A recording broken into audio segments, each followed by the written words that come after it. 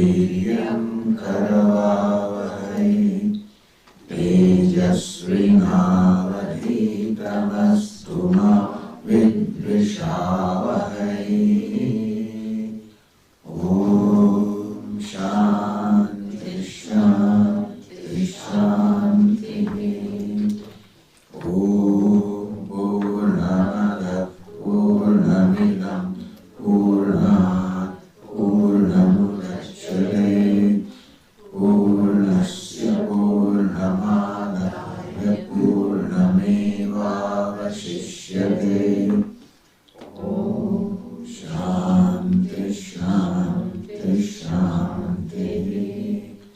श्रुतिस्मृतिपुराणानाम् आलयं करुणालयं नमामि भगवत्पादं शङ्करं लोकशङ्करं शङ्करं शङ्कराचार्यं केशवं बादरायणं सूत्रभाष्यकृतौ वन्दे भगवन्तौ पुनः पुनः। ईश्वरो गुरुरात्मेति मूर्तिभेदविभागिने व्योमवद्व्याप्तदेहाय दक्षिणामूर्तये नमः। गुकारस्त्वन्धकारो वै ऋकारस्तन्निवर्तकः अन्धकारनिरोधित्वात् गुरुरित्यभिधीयते। सदाशिवसमारम्भाम् शङ्कराचार्यमध्यमाम् अस्मदाचार्यपर्यन्ताम् वन्दे गुरुपरम्पराम्।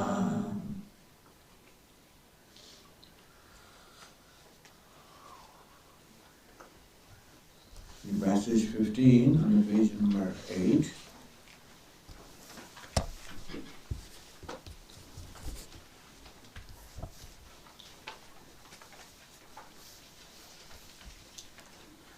ya imam madhvadam veda atmanam jivamantikat ईशानं भूतभव्यस्य न ततो विजुगुप्सते एतद्वै तत्।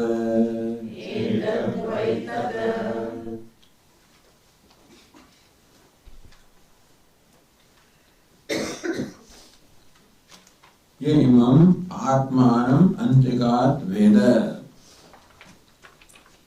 One who knows the self proximately, closely, intimately, correctly. Where is the question of correctly knowing comes? When an incorrect knowledge exists. So what we take ourselves to be, expressing that, two words are used in this verse. One is Madhvadam Veda. I take myself to be Madhvada. Madhu plus Ada becomes Madhvada. Madhu means honey,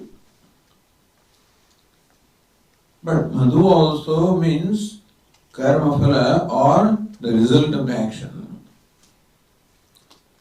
Because when we perform an action, there is always an intention of gaining happiness.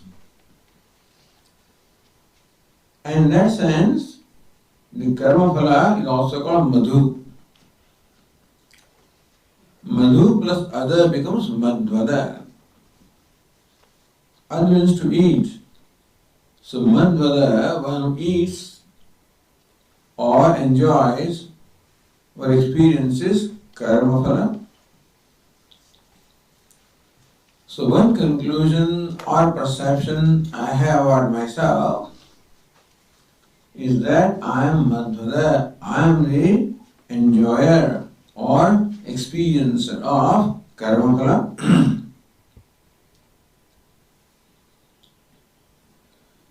Whatever we come across every moment is supposed to be the result of some past actions. So every moment what we experience is karma phala, is the result of an action in the past. Which action that is, that we do not know. But we know that whatever we come across must have a reason, and that reason is called karma, which I must have performed in the past, at some time, some place, and some conditions. Then every moment I am experiencing karma, I am karma phala, I am bhokta, I am the experiencer. This is my perception of myself, that I am the experiencer of karma phala, that's called bhokta. Bhokta means experiencer, one who experiences. And the one who is bhokta or experiencer today was a karta or a doer in the past. Because, as I said, what I experience now is the result of the action that I performed in the past. So at one time in the past I was karta or doer, and as a consequence, right now I am bhokta or an experiencer. As a result of this experience, there will be some impression in me whether I like it or do not like it, I am happy or unhappy. And that will create other desire, other karma, again I will become karta. As a result of it, I will become bhokta. So right now, what is my perception of myself? I am a karta, bhokta, a doer, an experiencer. This is what I take myself to be. From one standpoint, it is all right. It is true that actions are being performed. It is also true that the situations are also being experienced. So doing also is there, and experiencing also is there. There is no question about it. The point is, where is this doing and where is this experiencing? I say that, or I think that I am the doer and I am the experiencer. This is what I have taken for granted about myself. Therefore, this verse says, Antika Dveda, one who knows this self, this thought to be karta and bhokta, knows it more proximately. Then does kartritva, bhoktritva, the doership or the experiencership, does it belong to the self? Or does it belong elsewhere and is thought to belong to self? Sometimes it happens.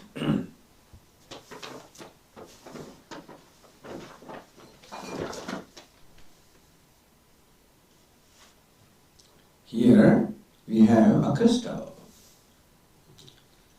which is transparent, pure, spotless. However, if a colored object is placed beside that crystal, then the crystal also appears colored.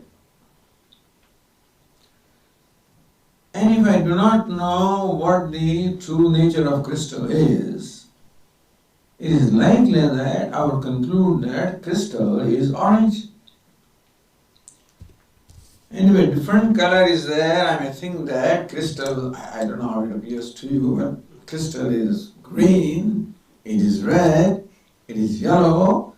This is how crystal appears to be, meaning that the crystal and the orange color, they appear to be in the same location. You follow?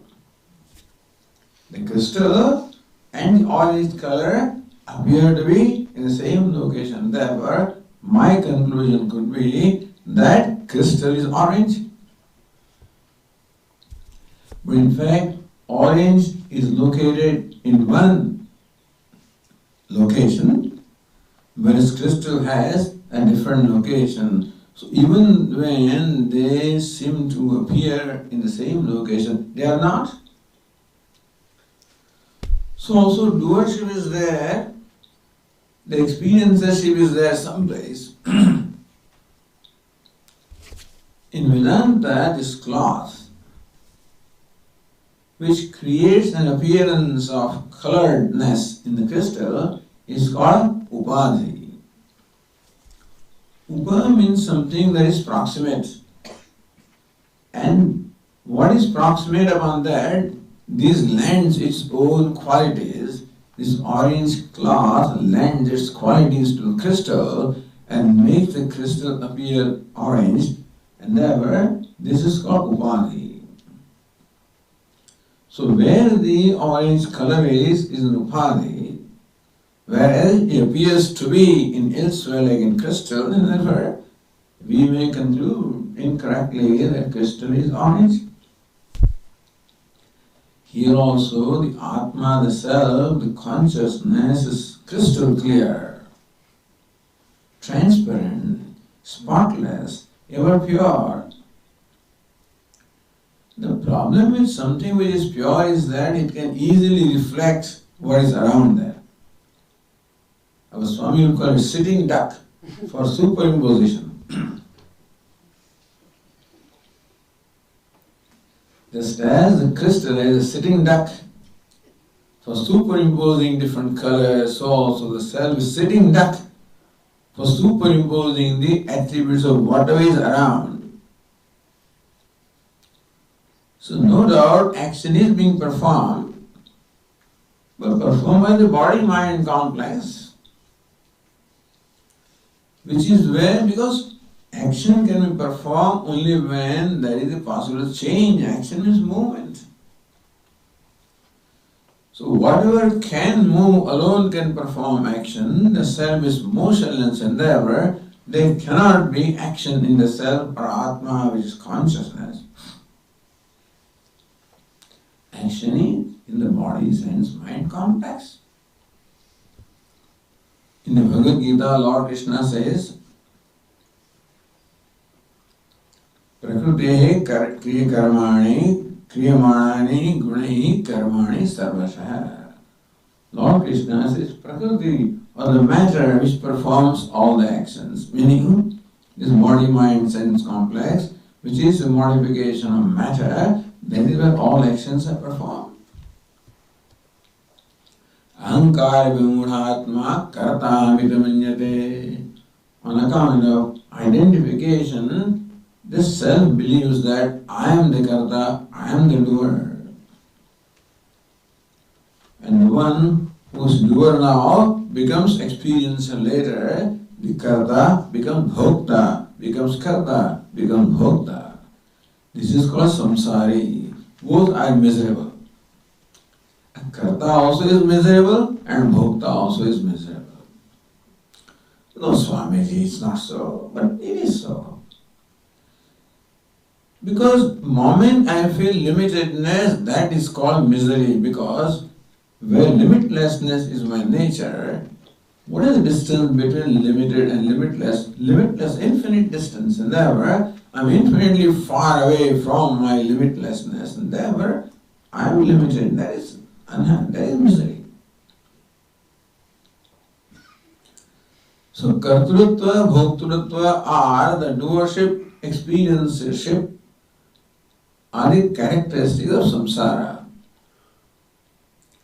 which is what lends me into again a series of kartrutva, bhoktrutva, and then it goes on from one bus to the other, responsible for this series of a chain of birth and death.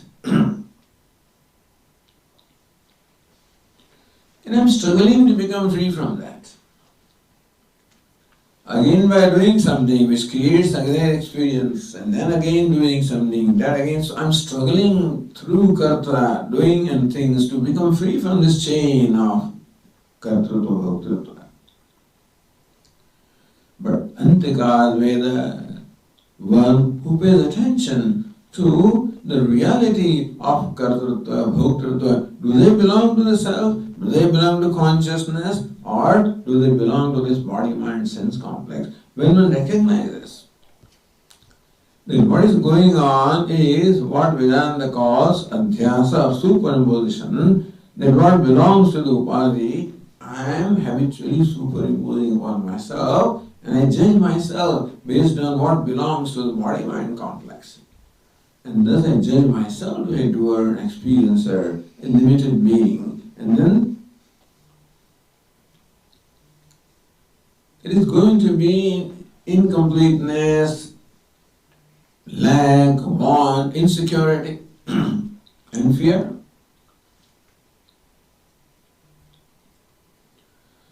So when I closely look at myself, when there is viveka or separation between the two, sometimes two entities look like one. Just as when there is an iron ball which is placed in a furnace, it becomes a red hot fireball. In that red hot fireball, there are in fact two elements, the iron and fire. They are two separate things, but they are so intimately identified with each other that that fireball looks like one entity. Where the fire seems to have acquired the qualities of iron, and fire looks round, which is the quality of iron, and iron looks red and hot, which are the qualities of fire. Something similar is happening here. The consciousness, like fire, is formless. The body, mind, sense complex, all the forms and limitations. And the two things are as though identified with each other, and therefore consciousness is just to be as limited as this body, mind, sense complex, and this body is supposed thought to be conscious in itself. So Antika, when we do this viveka, I recognize what belongs where. I recognize that doership is there, belongs to organs of action, belongs to the mind. Experiencership is there, belongs to organs of perception, and belongs to mind. Then I realize, what am I? I am nothing but so akarta, abhokta, a non-doer, a non-experiencer. That is my nature.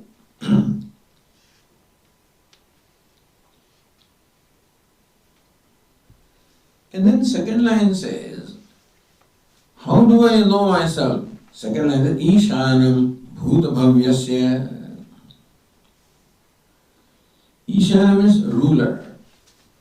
Bhuta means past. Bhavya means future. That also includes the present. The ruler of the past, present and future. The ruler of time. The one who rules the time also rules the whole creation, because the creation is a manifestation in time. The beginning also is in time, the end also is in time, the middle also is in time, and therefore controlling time means whatever is limited by time, meaning controlling the whole universe. There is a controller, ruler of the whole universe. It's called Ishvara. So when one sees the self as Ishvara, that's what this mantra says. When I look at myself closely, I realize that I am not separate from Ishvara. Swamiji, I would like to say that you control the whole universe. Now that also is something to be looked proximately. What is meant by, how does Ishvara control the whole universe? What is the nature of what you call controller, the ruler? Is there some effort involved in controlling and ruling? We look upon Ishvara as the controller of the universe, the ruler of the universe, the Almighty, all-powerful, omniscient. But even if an all-powerful Ishvara has to make any effort to control something, you imagine Ishvara sitting in the heaven and controlling the sun and the moon and the galaxies and making sure that everything is in order.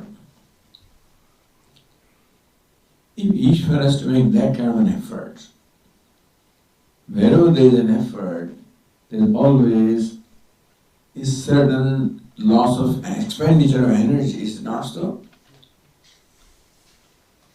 In controlling, in doing anything, some energy is always expended. Because if Ishvara is ruling or controlling the universe and constantly he is expending energy and energy, you know what will happen? He will slowly, he will perish in a long time. They tell us that the sun cools down by about 4 degrees Fahrenheit every year or something like that. Because it's losing energy. Someday it will cool down. Similarly also imagine that Ishvara, God, also has to make a real effort in order to rule and control. Then there is an even minuscule exhaustion of energy. A time will come that Ishvara will perish. Is it not so? Wherever any action is involved, there is an expenditure of energy, and then there is a slowly and slowly, exhaustion. It will be perishable. If Ishvara or Bhagavan or God also is ruler in the primary sense, he becomes perishable. And in Bhagavan, Ishvara, God cannot be perishable. If he perishes, then what remains? God must be imperishable. For being imperishable, he cannot be a real controller. He can't do anything. He can't expend any energy. There can't be any effort there. It has to be effortless. Has to be nirvikara, changeless, actionless. That's how Ishvara should be in order for him to be eternal. Is it not so? So how can you be simultaneously eternal, changeless, as well as controlling everything?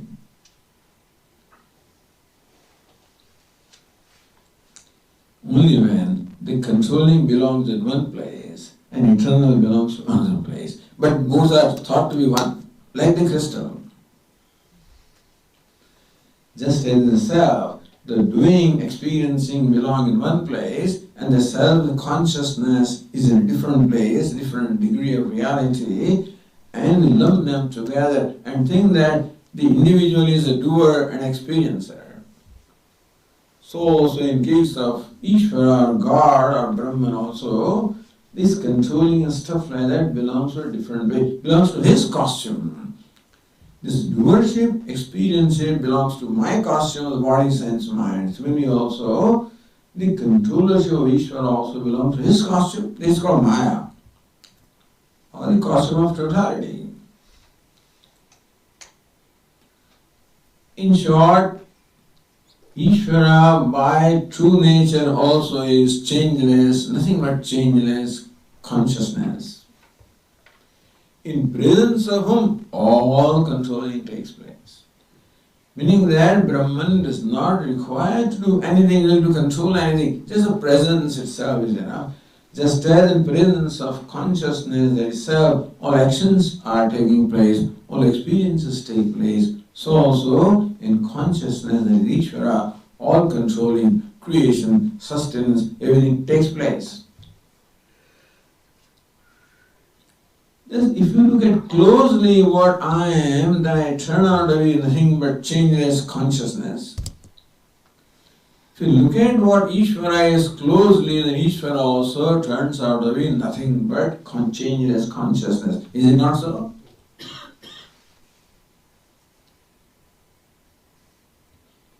what's the difference with I and Ishvara? From the standpoint of costume, I am insignificant.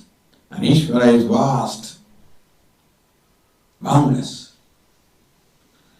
But from the standpoint of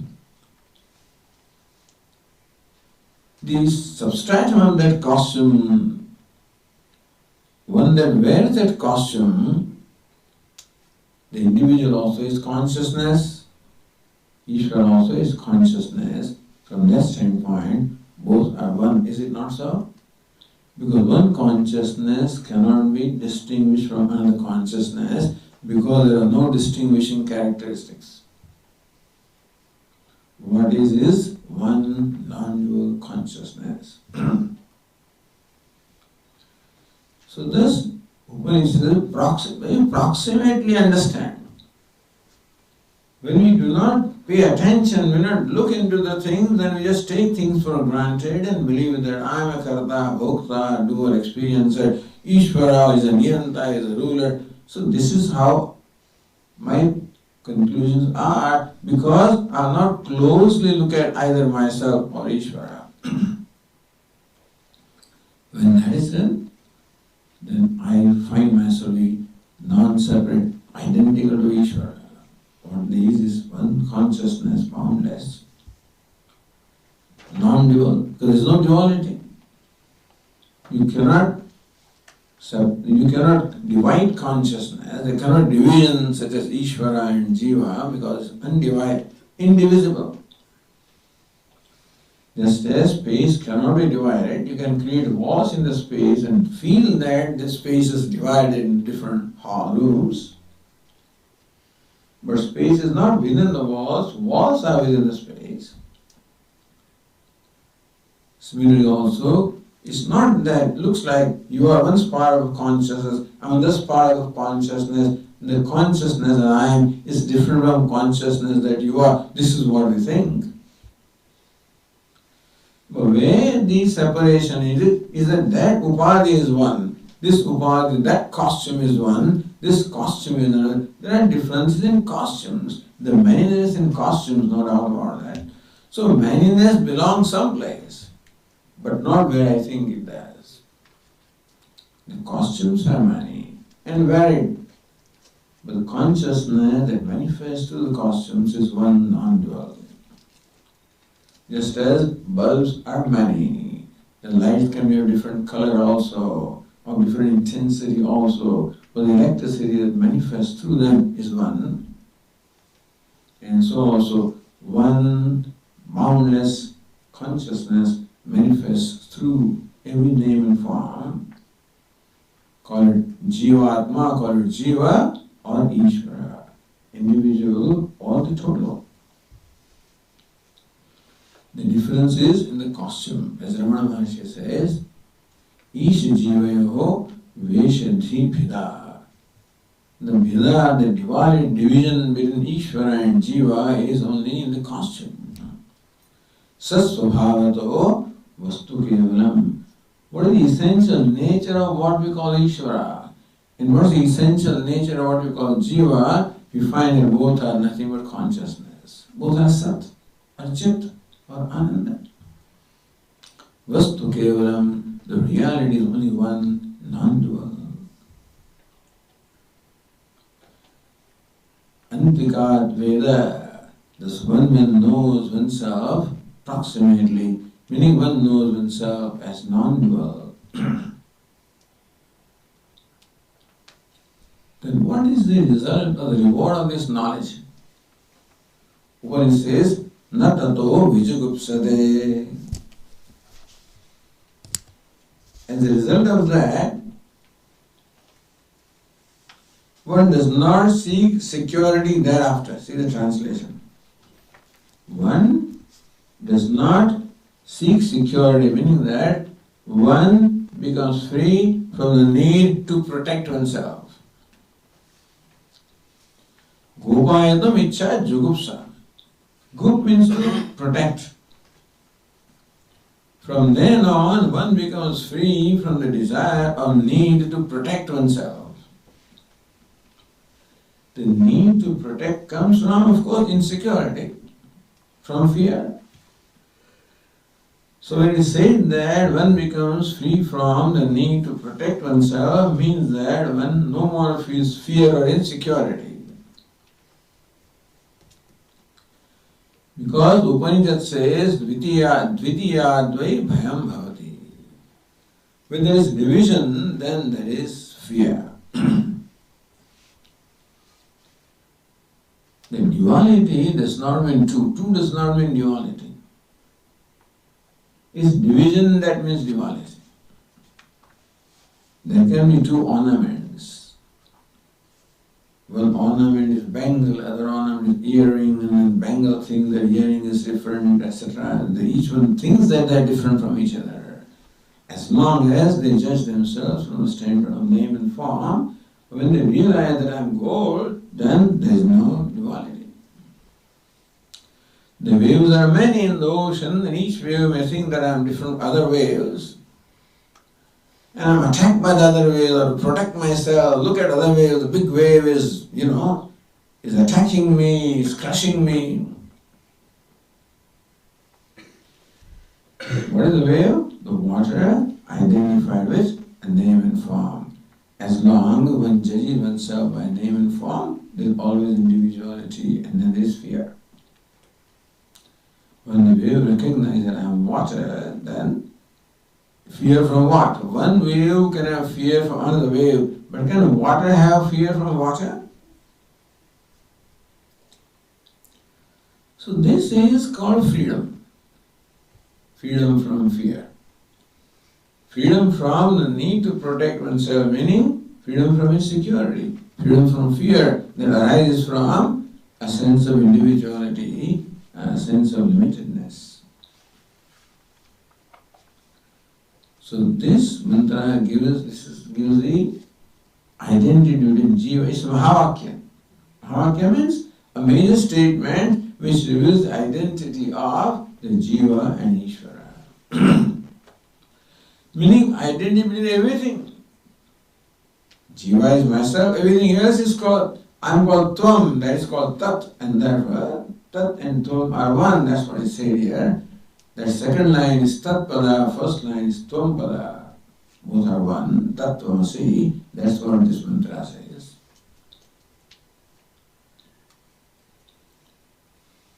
And last one, Etadvaitata.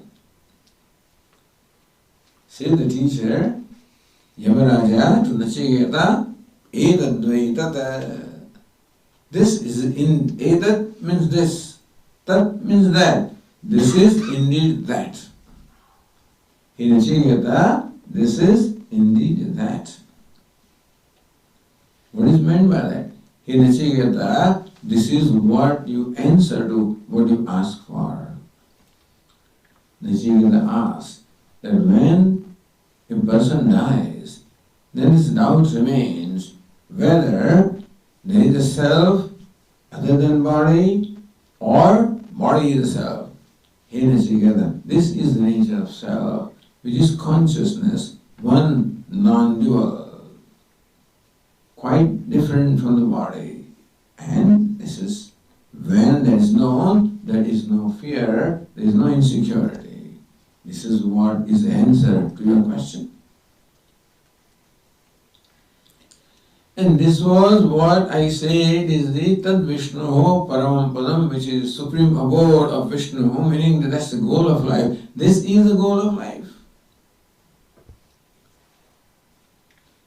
This knowledge makes you free from all fear. The Kathopanishad says, Abhayam Pratishtham Vindate, the wise person gains abidance in fearlessness. So this is called liberation or moksha. Freedom. Freedom from fear. Which also means freedom from sadness. Mahantam yumatmanam matva dhirvana shochati. Same Upanishad has said earlier that knowing oneself truly as one is, one becomes free from all grief or sadness. So call it freedom from sadness, call it freedom from fear. This is freedom. It is as simple as this.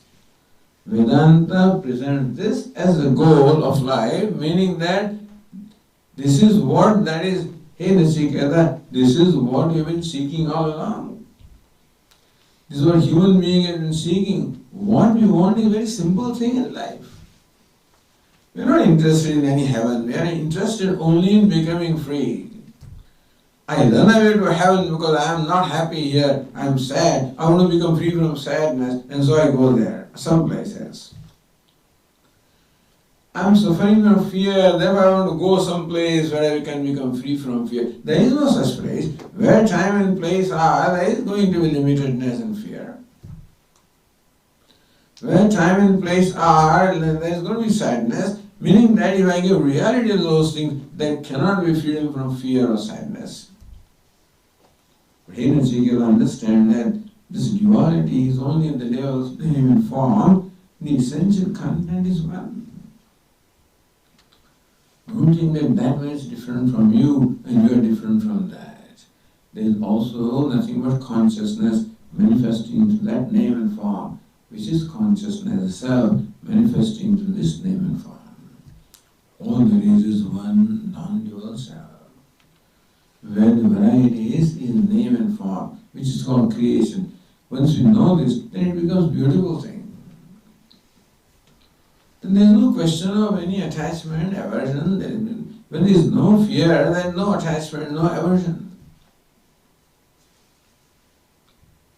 For a wise person, everything then becomes what? When there is freedom from fear, then what is happiness. Everything becomes a source of joy. And so we don't have to go someplace in order to be free. We don't have to become something to be free. The freedom is what we are, where we are. Because what we call the fear is a superimposition, not a reality. If fear was reality, if division was reality, we can never become free from that. But it is superimposition and imagination. Nachiketa, this is what you asked for.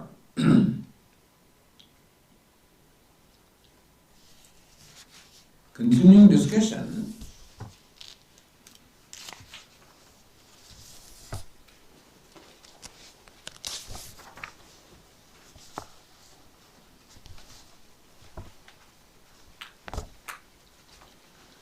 This question arises, Swamiji, how can you know Brahman that is limitless or consciousness that is limitless? How can you know that?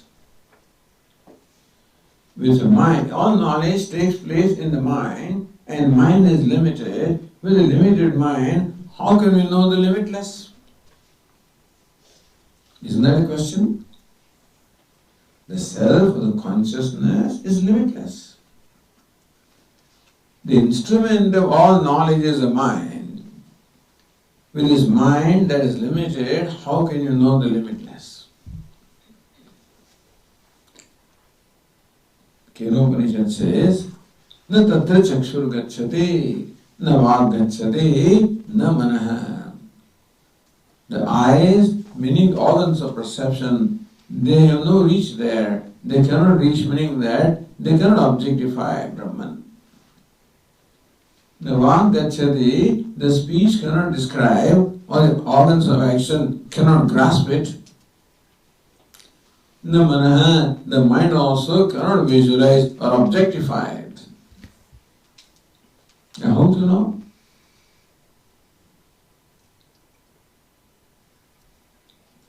So let us read the next mantra.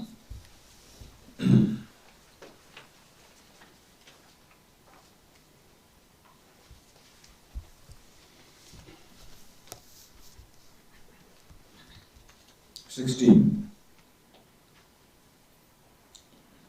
Manasaivedamaptavyam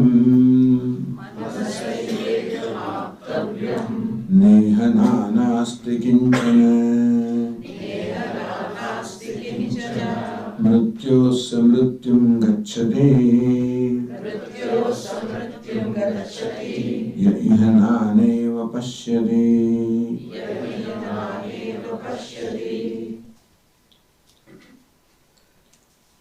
Manasa eva idam aptavyam. Manasa, by the mind. Eva, by the mind alone. Idam aptavyam, this is to be attained. Meaning that this is to be attained, this is to be known by the mind alone. This knowledge that I am Brahman, that I am limitless, takes place in mind alone. You said that the mind has no reach, and now you say that in mind alone, it says the contradictory statements are found. That mind has no reach, mind cannot reach that. Yato vacho nivartante aprapya manasasaha. The Taittiriya Upanishad says that from which the words return without reaching which? Along with the mind. And this one says, through mind alone you have to know.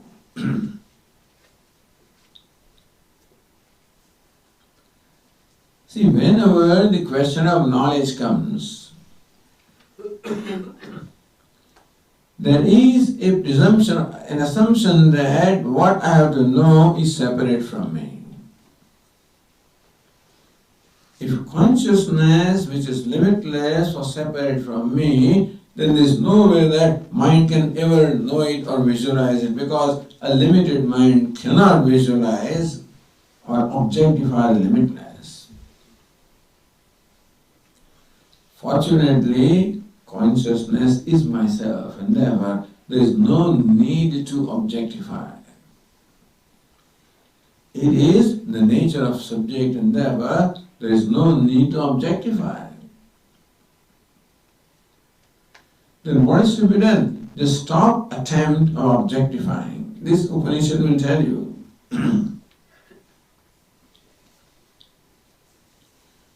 So mind does not have to objectify consciousness, mind has to become consciousness. This is here knowing and becoming are the same. Because what is to be known is already myself, just as in case of the 10th man, the knowing and becoming are one. When he is told, you are the 10th man, then he knows I am the 10th man, he becomes the 10th man also. So 10th man is attained. He was searching for the 10th man, knowing that I am the 10th man is attained. He has become the 10th, so becoming is one, attaining is the same, knowing is one, knowing, becoming, attaining, all of them become one, because it already is myself. So when this 10th man is told, you are the 10th man, how does he know it? He knows it already, isn't it? Yes, I am 10th man. The tube light happens in his mind, oh, I realized I was not counting myself, now I realize I am 10th man. Do you think the knowledge takes place? When he was searching for 10th man, then when he finally counted 1, 2, 3, 4, 5, 6, 7, 8, 9, and then he said, you are the 10th man. Right? I am the 10th man. You think he sees that? That's called tube light, in India. In the olden days, tube light, the fluorescent light, you switch on, it took a little while before it came on. Nowadays it comes instantaneously, but that was 50 years ago. not 50, yeah, 15 years ago.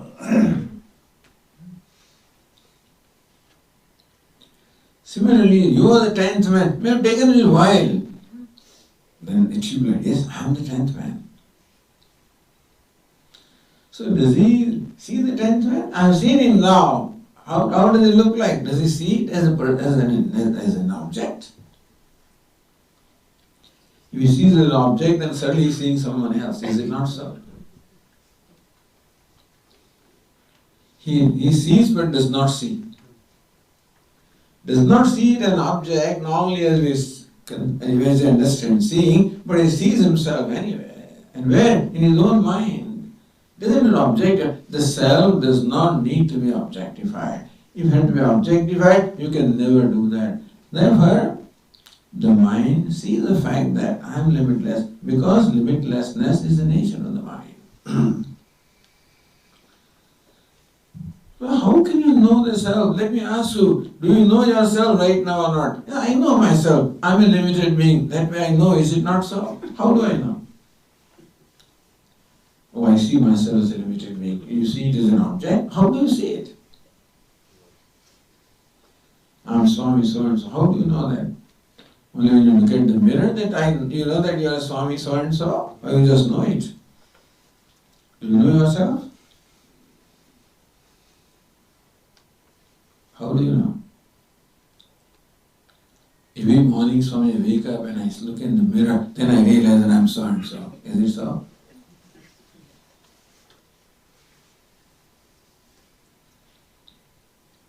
Because the self is self-effulgent and therefore does not have to be objectified by the mind. So just as I know right now also, the only problem is that I know myself not proximately, not intimately. That right now in my knowledge of myself, there are these two elements lumped together, the self as well as the upadhi or that costume. And what is necessary is to separate that costume because self is already included. When I say I am a human being, that I am is already included there, which is limitless consciousness. Then human being belongs to the body. To recognize that human being is not I am, it is separate. Like crystal would say, I am orange and I am yellow and I am green and I am red. But yellow, orange, green, red, all of them belong to the colored objects. The I am is the nature of crystal, which remains constant in all of those things. In I am yellow, the I am there, I am orange, the I am is there, that I am is colorless, transparent, upon which different colors are superimposed. So since I am happy, then I am is the consciousness. Happy belongs to the mind. The fat, the lean, the tall, the short, all of these belong to the body, mind, sense. Separate them, recognize them as such. This is called Viveka Jnana. The Vedanta talks of Viveka, this separation. The two things are lumped together, just as in a fireball, the two are lumped together, and you know only in your mind that the round form belongs to the iron, and the red color belongs to fire, without need of physically separating them. Similarly also, that this happy, unhappy, etc. all belongs to the costume. What I am is I am. There is a self-revealing fact about myself. So the recognition of what is rather than objectifying something. So Upanishad Manasa eva idam aptavam, Bhashyakara explains. But the mind alone is to be known by what kind of mind? When you yourself said that by the mind you cannot know, by what kind of mind you cannot know? By mind there is running out. He said that the mind is a tendency. It is concluded that what I want is out there. As long as there is conclusion in the mind that what I want to achieve, what I want to be, that happiness is out there, so long mind always creates the duality. But when we educate the mind that what you are seeking is your own self. But Swami, it doesn't seem to happen. But that is why it also requires a life of yoga, meaning that this knowledge or this understanding has to be translated in our life. That I am what I am already accomplished, there is nothing to be accomplished in my life. Now, if I live a life where I am constantly striving to accomplish something, I am constantly trying to become something, achieve something, accomplish something, that goes against the very reality of myself, is it not so? constant attempt to become something, become bigger than what I am, wealthier than what I am, more well known than what I am. This constant attempt of becoming, accomplishing, achieving goes against the very reality of myself. So first step is to align my life with the reality that I am already accomplished.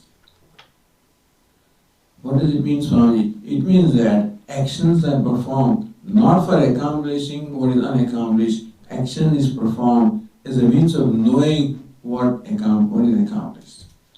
Meaning action should become a means of knowledge, not means of accomplishing what is unaccomplished.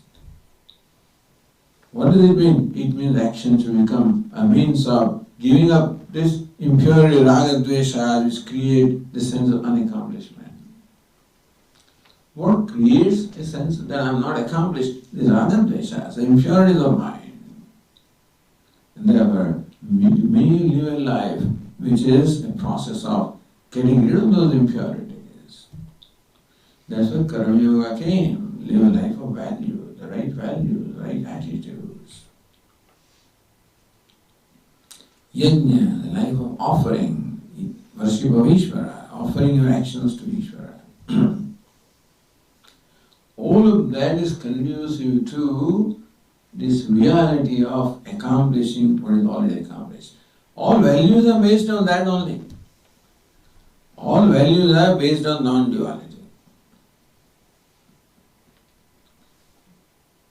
Even value of compassion. When can I have a natural compassion for myself. I naturally love myself. Is it not so? I don't have to make any effort there. And then true love can be there, and the love can be true to the extent that the duality is less and less. Is it not so? If there is a division, your account is different, my account is different, this is different, that is different, and all kinds of things, I have nothing to comment. But then there is no, Swamiji, we don't make commitment these days. That's fine, I haven't, But the point is that then I seem to maintain a separatedness in some way or the other. I'm not willing to let go of my individuality that I want to retain. You may as well do that. But I'm just telling you that spiritually, what it means that love can never really culminate into the non-duality, which is the purpose of it.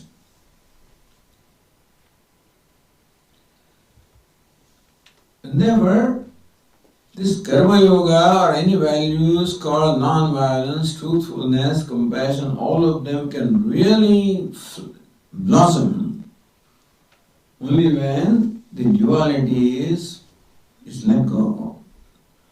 More I retain my individuality, more insecurity, fear will there be, and more restricted, narrow-minded I will be.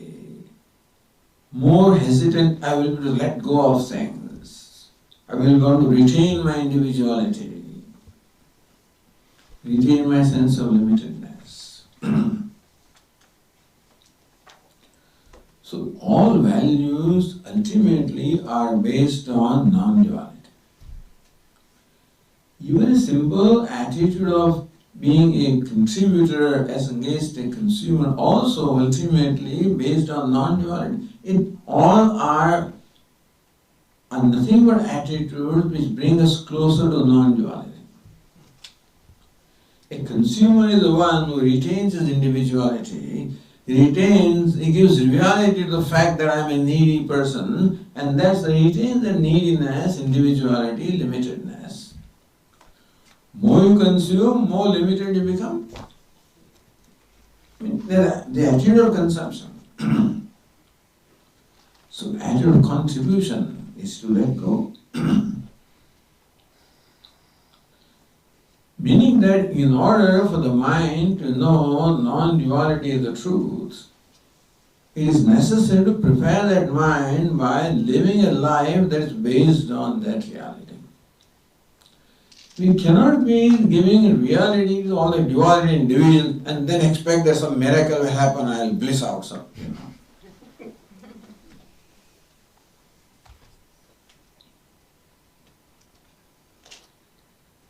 And therefore Lord Krishna teaches yoga called karma. And karma yoga is because performing karma with this attitude of non-duality. He calls it the attitude of, says, give up this attachment, give that, ultimately all of that will lead us to the non-duality. If you think about it. So this is how the mind and the whole being gets prepared for the non-duality. That is when that mind which is thus trained, that's what Bhashyakara says, that Acharya Agama Samskrutena Manasa. But the mind that is thus prepared by the teaching of the teacher with the scriptures. So that the preparation is in two stages. One is through karma yoga and second is through the listening to the scriptures. By mind that is thus has orientation of non-duality, the self can be known. Manasa, and by mind alone it is to be known. Manasa eva idavaptavyam neha nanasti kinchana ye kinchana nana nasti. Nana means manyness, duality. Ye means here. There is no duality here in the self. And that fact is to be known only through the mind. We'll continue in the next class. Om Purnamada Purnamidam Purnat Purnamudachyate Purnasya Purnamadaya Purnameva Vashishyate